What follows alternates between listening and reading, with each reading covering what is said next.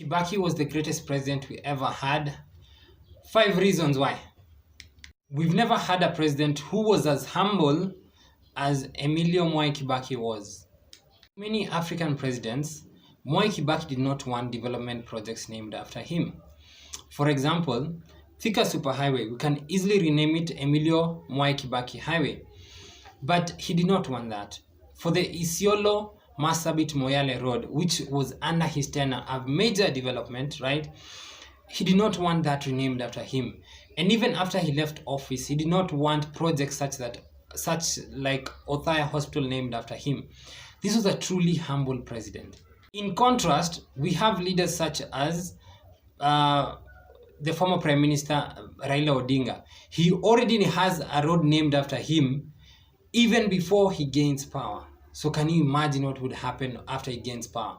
Every road, it would be like Mama Ngina everywhere. Mama Ngina in Nairobi, Mama Ngina in Mombasa, just everywhere across the country. It will just be Raila Odinga Way, Raila Odinga Highway, and all of those other things. But that's not him alone. We even have leaders who are nowhere close to becoming president, who already have roads named after them, as if they have done something for this nation. For example, what is Francis Atwoli Road in Kileleshwa, right? Shouldn't he have it named next to the Kotu headquarters? And let's see if the workers will love that, or they'll uproot it immediately. He wants it somewhere protected where he can look at it as he goes, as he moves to and from his home residence. That is not humility. That is ego, and that is hubris. Look at another president. Moi International Airport in Mombasa, Moi Teaching and Referral Hospital, Moi University. We have Moi, so many Moi schools that I can't even mention half of them in this short video. To the economy. Things were bad, and they had been bad for very long. We were very hungry, we were very frustrated, we were very depressed, and something had to give. And we needed some breathing space. And when Kibaki came in 2002, he helped us breathe for a long time before President Uhuru came and ruined everything again. Remember, from 1963 to 1973, the Kenyan economy grew at an average of what? 6.6%. Guess who was the chairman of the Economic Planning Commission in 1963? You guessed it, Mwai Kibaki. In 1969, Kibaki became the Minister for Finance and Economic Planning. That he lasted in that post until 1982, right? Guess what the economic growth rate was during that time, the 1970s? It was at 7.2%. After Kibaki left office in 1982, right, the Ministry of Finance, what happened? The economy slumped. It went, growth in the 1980s was at 4.2%. Growth in the 1990s was at 2.2%. It fell upon Kibaki to start lifting the economy again. And basically, he was doing it from scratch. Why? The economy had started taking a negative dive. It was moving so badly. But Kibaki was able to get it under control and then start moving it towards an upward trajectory. We even got to 7% in 2007, which is a figure that we hadn't previously seen since the 1970s, when he was in office and the Minister of Finance. Number 3, increased democratic space. What happened to J.M. Kariuki when he questioned Jomo Kenyatta? What happened to Tom Mboya when Jomo Kenyatta saw that he could be an alternative, powerful force in Kenya? What happened to so many Kenyans under President Daniel Toroitich Arap Moi, Robert Ouko, and all these other politicians? What were the detention centers all about at Nyayo House? Under Mwai Kibaki, did you ever hear of somebody being detained without trial? Did you ever hear somebody killed because he threatened Kibaki's power? And that is something that we have to thank Kibaki for. Why? He allowed the democratic space to exist. He allowed people to criticize his government.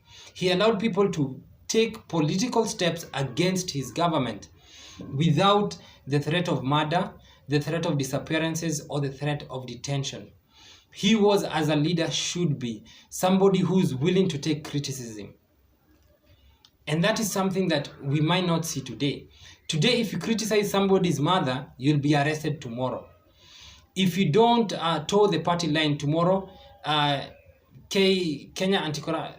is EACC, we have KRA, we have ODPP, and then we have DCI. They'll be on your case.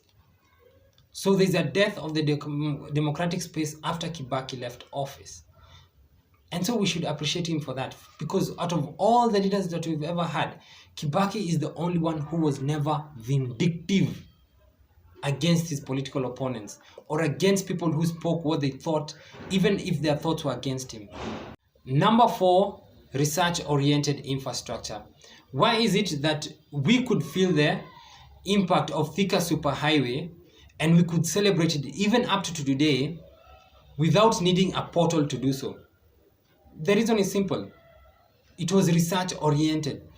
The cost-benefit analysis was done properly.